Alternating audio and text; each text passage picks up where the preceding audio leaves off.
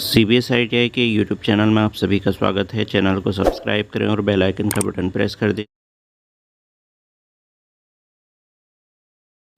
Hello tennis, आपका theory में lesson number 4 है मार्किंग लेआउट एवं विभिन्न औजार। मार्किंग ऑफ, देखिए मार्किंग क्या होती है। जब हम घर बनाते हैं तो घर बनाने से पहले हम क्या करते हैं, उसका एक नक्शा तैयार करते हैं, उसी के अनुसार हम अपना घर बनाते हैं।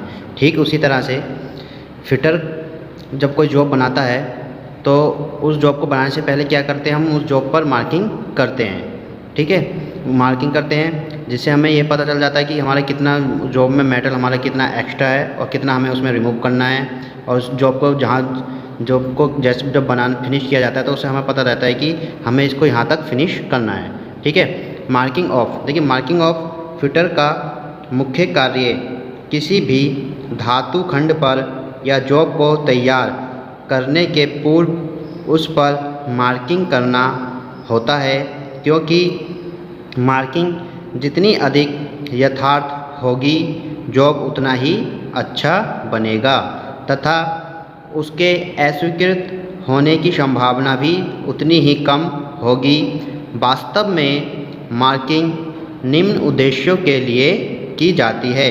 नंबर 1 है हमारा, मार्किंग करने के बाद जॉब को बार बार नापने की आवश्यकता नहीं होती। ठीक है, अगर हम जॉब पर मार्किंग कर देंगे तो उससे क्या होगा, हमें बार बार उसको मापने की आवश्यकता नहीं होगी क्योंकि हमने उस पर मार्किंग कर रखी है। नंबर 2, मार्किंग से समय की बचत होती है। देखो मार्किंग की होगी तो समय की बचत होगी। नंबर 3, मार्किंग द्वारा खींची गई रेखाएं गाइड का काम करती हैं। नंबर 4, मार्किंग होने से यह पता चल रहता है कि धातु खंड पर कब और कौन सी प्रक्रियाएं करनी है। मार्किंग के नियम, देखिए मार्किंग के मुख्य नियम निम्नलिखित हैं। नंबर 1, मार्किंग के समय कारीगर के पास ब्लूप्रिंट अवश्य होना चाहिए। नंबर 2, ब्लूप्रिंट को कम से कम 2 बार पढ़ना चाहिए। नंबर 3, मार्किंग ड्राइंग के अनुसार ही करनी चाहिए। नंबर 4, जॉब हमेशा ड्राइंग की माप से बड़ा होना चाहिए जिससे मशीनिंग प्रक्रिया आसानी से हो सके।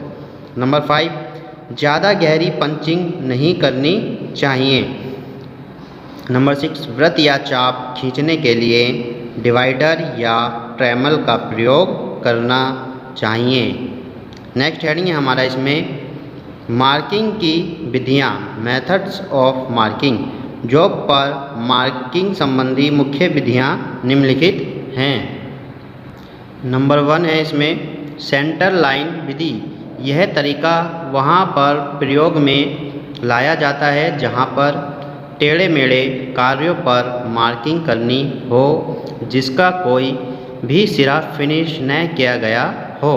ऐसे जॉब पर मार्किंग करने के लिए पहले अंदाजे से सेंटर लाइन लगा दी जाती है। इस सेंटर लाइन के संदर्भ रेफरेंस से मार्किंग की दूसरी रेखाएं लगाई जाती हैं। देखिए जो सेंटर लाइन विधि है वो कौन सी जॉब पर, टेढ़े मेढ़े जॉब। जैसे यहाँ पर मैं बता रहा हूँ आपको, मान लीजिए कोई मेरा टेढ़ा मेढ़ा जॉब है इस तरीके का कोई, ठीक है, ये इस तरीके का कोई टेढ़ा मेढ़ा जॉब है। अब हमें इस पर क्या करनी, मार्किंग करनी, तो क्या करेंगे हम पहले इसमें एक अंदाजे से क्या मान लेंगे, एक सीधी सेंटर लाइन मान लेते हैं इस तरीके से। ठीक है, ये हम सेंटर लाइन मान लेंगे कोई एक अंदाजे से और इसी को रेफरेंस मानकर हम क्या करेंगे, इस पर मार्किंग करेंगे। ठीक है, ये होती है हमारी सेंटर लाइन विधि। नंबर 2 है हमारा टेम्पलेट द्वारा मार्किंग। टेम्पलेट, इस विधि में जॉब के साइज के अनुसार शीट की टेम्पलेट बना ली जाती है। तत्पश्चात इस टेम्पलेट को जॉब पर रखकर स्क्राइबर द्वारा मार्किंग की जाती है।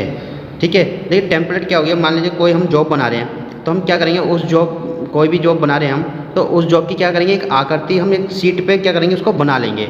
ठीक है, बनाने के बाद क्या करेंगे, हम उसी के अनुसार उसकी मार्किंग कर देंगे। मान लीजिए हमें कोई स्केल बनाना है तो मैंने क्या करा, एक शीट पे स्केल की एक आकृति तैयार कर ली। ठीक, आकृति तैयार करने के बाद क्या करा, फिर इसको मैंने रखा जॉब पर, और जॉब पर रखकर सेम इसी की तरह यूँ करके इसको झाँप दिया। ठीक है, सेम इसी की तरह रखकर स्क्राइबर की सहायता से इस पर क्या कर दिए, मार्किंग कर दी। तो ये कौन सी मार्किंग कहलाएगी हमारी, टेम्पलेट मार्किंग कहलाएगी। इस तरह से ये कौन सी मार्किंग कहलाएगी हमारी, टेम्पलेट मार्किंग। ठीक, नंबर नेक्स्ट है हमारा डेटम लाइन विधि। डेटम लाइन विधि, इस विधि में पहले एक बेस लाइन को लगाया जाता है जिसे डेटम लाइन कहते हैं। इस लाइन के आधार पर ही अन्य सभी लाइनों को बनाया जाता है। इस विधि का प्रयोग जॉब की संलग्न भुजाओं की फिनिशिंग के लिए किया जाता है। देखिए सेंटर डेटम लाइन विधि में क्या होता है, डेटम लाइन विधि में किसी जॉब की दो संलग्न भुजाओं को क्या किया जाता है, 90 डिग्री पे बना लिया जाता है। जैसे मान लीजिए ये हमारी जॉब है इसकी, ठीक है, तो इसकी क्या करेंगे, एक ये वाली भुजा और एक ये वाली भुजा, ठीक है, उनको क्या करेंगे हम इस तरीके से, ये हमारी जो दो भुजाएं होंगी ये वाली, इनको क्या करेंगे हम 90 डिग्री पे बना लेंगे। ये वाली, एक ये वाली भुजा और एक ये वाली भुजा, ये दो भुजाएं छोड़ देंगे। ठीक है, ये दो, ठीक है, इन्हें क्या बना लिया हमने, 90 डिग्री पे बना लिया।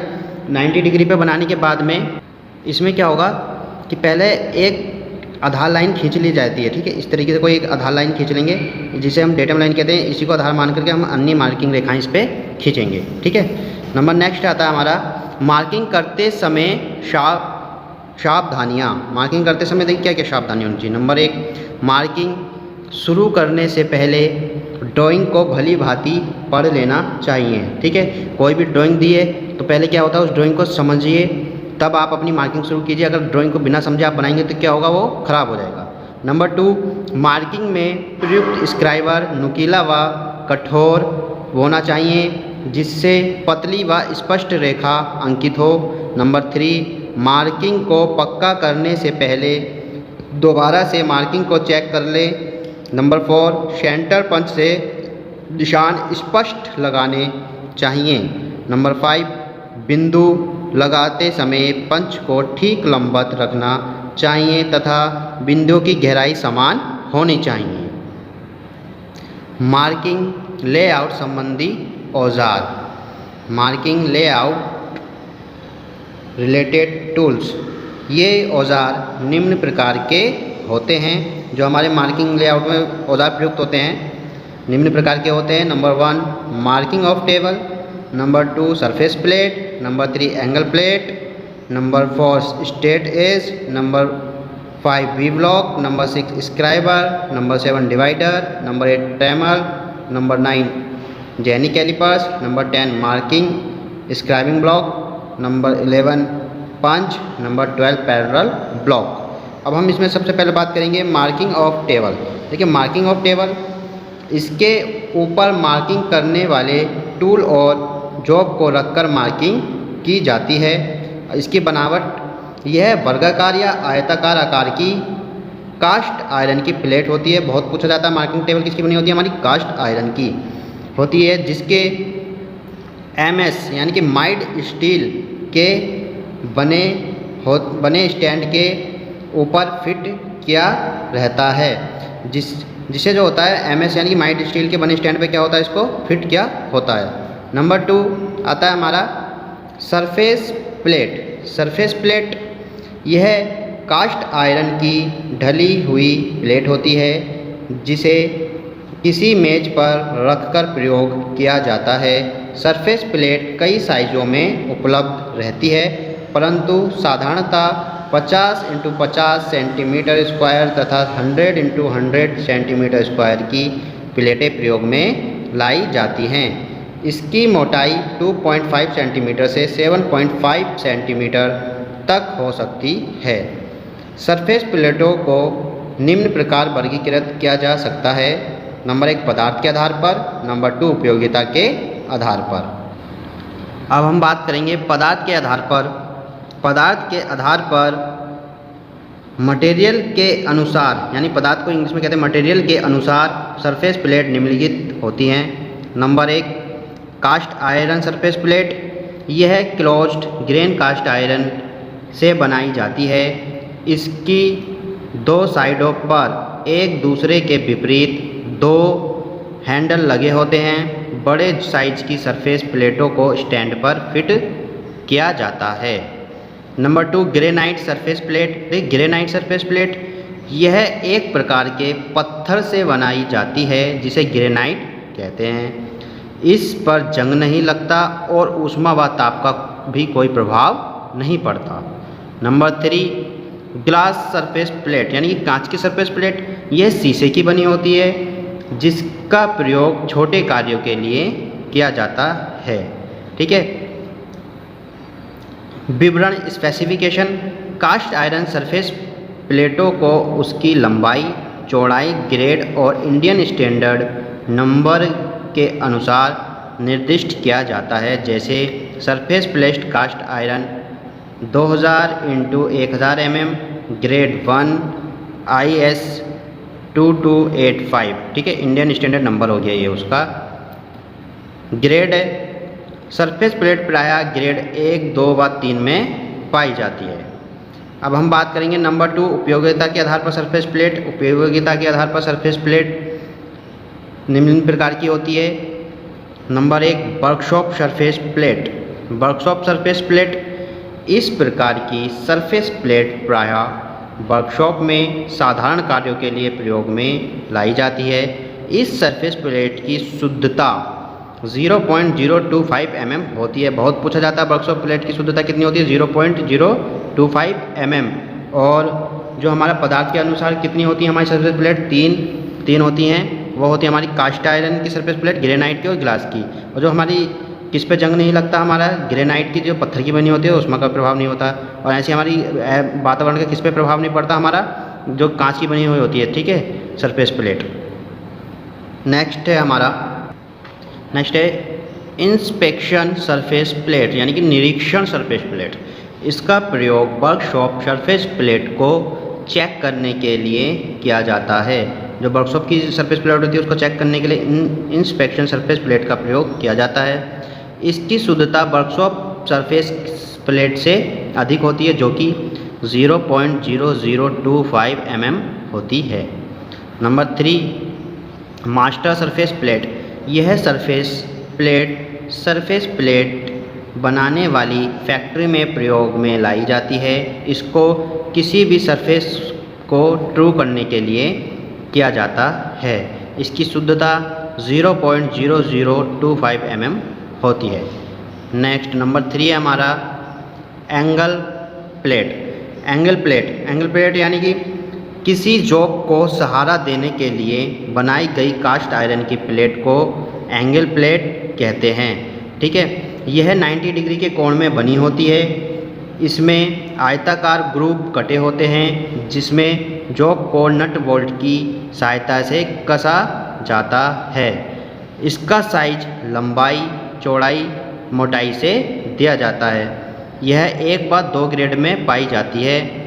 एंगल प्लेट निम्न प्रकार की होती है। Number 1 fixed angle plate, adjustable angle plate. Number 3 box angle plate. Number 4 है हमारा स्ट्रेट एज। यह कार्यखंड की सतहों की समतलता चेक करने के लिए किया जाता है। जैसे मशीन के बेड, मशीन की गाइडेंस आदि स्ट्रेट एज से ही चेक किए जाते हैं। ये 3 प्रकार के होते हैं, cast iron straight edge, steel straight edge, bevelled straight edge. ठीक। नंबर 5 है हमारा स्क्राइबर का प्रयोग जॉब पर मार्किंग व लाइनें खींचने के लिए किया जाता है। ये हाई कार्बन स्टील के बनाए जाते हैं। इसके सिरे को 12 डिग्री से 15 डिग्री के कोण पर घिसकर नुकीला बनाया जाता है। जो इसका स्क्राइबर का आगे का पॉइंट होता है, ठीक, स्क्राइबर बिल्कुल इस तरीके का होता है हमारा। बीच का भाग उसका क्या होता है, खुदरा नर्लिंग क्या होता है, आगे का भाग जो होता है वो उसका पॉइंट कहलाता है जिससे हम लाइनें खींचते हैं इस तरीके से। ठीक है। स्क्राइबर के प्रकार, मुड़ा स्क्राइबर हमारा क्या होता है, उसको पूरा सीधा होता है स्क्राइबर, आगे से पॉइंट होता है। जो पीछे का भाग होगा वो क्या होगा, 90 डिग्री पे मुड़ा होगा, उसे कहते हैं मुड़ा स्क्राइबर। एडजस्टेबल स्क्राइबर, ठीक, सीधा स्क्राइबर, ऑफसेट स्क्राइबर। ठीक है, ऑफसेट स्क्राइबर जो होता है हमारा, ऑफसेट स्क्राइबर का जो प्रयोग किया जाता है वो बर्नर हाइट गेज के साथ और स्क्वायर हेड आदि के साथ इसका प्रयोग किया जाता है ऑफसेट स्क्राइबर का। बहुत पूछा जाता है। कि वर्नियर हाइट गेज में किस स्क्राइबर का प्रयोग किया जाता है? ऑफसेट स्क्राइबर का। Number 5 pocket scriber. अब हम बात करेंगे स्क्राइबिंग ब्लॉक। ठीक है, स्क्राइबिंग ब्लॉक। देखिए स्क्राइबिंग ब्लॉक क्या है? इसका प्रयोग किसी जॉब की एक साइड के समांतर विभिन्न ऊंचाइयों पर समांतर लाइनें खींचने के लिए किया जाता है। इसको सरफेस गेज या मार्किंग ब्लॉक के नाम से जाना जाता है। इसमें कास्ट आयरन का एक ब्लॉक होता है जिसमें एक रॉड स्टैंड का कार्य करने के लिए लगी होती है। इस पर एक स्क्राइबर होल्डर ऊपर नीचे आवश्यकता अनुसार समायोजित कर एक नट के द्वारा किसी भी ऊंचाई पर सेट किया जा सकता है। इसका स्क्राइबर एक सिरे पर सीधा तथा दूसरे सिरे पर 90 डिग्री में मुड़ा हुआ होता है। इसका प्रयोग सरफेस प्लेट पर खिसकाकर किया जाता है। ये दो प्रकार के होते हैं, fixed scriber block, number 2 universal scribing block. ये यूनिवर्सल स्क्राइबिंग ब्लॉक है जिसके भाग हैं, ये आधार बेस, यह सरफेस गेज का सबसे नीचे का भाग होता है जिसके ऊपर रोकर आर्म गाइड पिन फिट रहती हैं। यह प्रायः कास्ट आयरन का बनाया जाता है जो इसका बेस होता है। ठीक है, अब हम बात करेंगे इसमें इसके स्पिंडल की। ये जो इसका स्पिंडल है, ये वाला, ये जो स्पिंडल है, यह स्पिंडल प्रायः माइल्ड स्टील का बना होता है और केस हार्ड कर दिया जाता है। यह रोकर आर्म के साथ जुड़ा होता है। जो इसकी रोकर आर्म है ये वाली, इसके साथ क्या होता है? ये जुड़ा हुआ होता है। ठीक है, अब हम बात करेंगे स्क्राइबर की। ठीक है, स्क्राइबर, इसका यह जो है क्या है? ये स्क्राइबर। ठीक, ये जो स्क्राइबर होता है, स्क्राइबर प्रायः हाई कार्बन स्टील से बना होता है और इसके पॉइंट को, और इसके जो पॉइंट है, ये इसके पॉइंट को क्या होता है? इसके पॉइंट को हार्ड व टेम्पर कर दिया जाता है। इसका प्रयोग लाइन खींचने के लिए किया जाता है स्क्राइबर का। ये जो स्क्राइबर लगा हुआ है इसमें। ठीक है, अब हम बात करेंगे इसमें स्क्राइबर स्नग की। स्क्राइबर स्नग, ठीक है, स्क्राइबर स्नग जो होता है हमारा, जो हमारा स्क्राइबर स्नग होगा हमारा, ये स्नग जो होगा, यह पिलर पर ऊपर नीचे स्लाइड कर सकता है। इसका प्रयोग स्क्राइबर को निश्चित ऊंचाई तक सेट करने के लिए किया जाता है, इसी स्नग का प्रयोग। ठीक है, नेक्स्ट है हमारा रोकर आर्म। जो रोकर आर्म है ये वाली, ये रोकर आर्म प्रायः बेस पर बने हुए खांचे में स्क्रू व स्प्रिंग की सहायता से जुड़ा रहता है। ठीक है, अब हम बात करेंगे इसमें फाइन एडजस्टमेंट स्क्रू। जो ये फाइन एडजस्टमेंट स्क्रू है, यह प्रायः रोकर आर्म के साथ क्या होता है? जुड़ा रहता है। इसका प्रयोग फाइन एडजस्टिंग के लिए इसका प्रयोग किया जाता है। ठीक है,